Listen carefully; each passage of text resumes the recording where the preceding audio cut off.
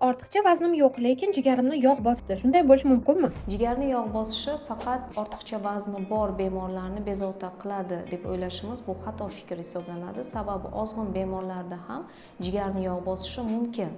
Sababi birinchi o'rinda bu biza tez hazm bo'luvchi uglevodlar, ya'ni non mahsulotlari, bu fast food mahsulotlari, gazli ichimliklarni haddan tashqari ko'p iste'mol qilishimiz yoki yog'li mahsulotlarni ham ko'p iste'mol qilishimiz sabab bo'ladi.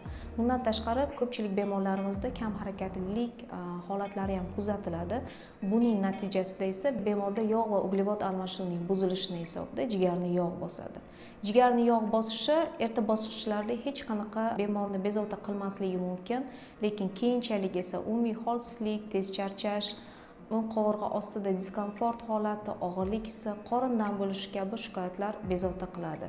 Jigarni yog' bosishi jigar fibroziga, setogepatit va jigar sirrozigacha olib kelishi mumkin. Mana shu holatga olib kelmaslik uchun ham klinikamizga murojaat qilib, tekshiruvlardan o'tishingizni maslahat beramiz. Klinikamizda jigar bilan bog'liq bor muammolarni bartaraf etish uchun kerakli diagnostika usullari hammasi bor. Bu ya'ni ultratovush tekshirish usullari, laborator tekshirish usullari va albatta statsionar davo ham mavjud.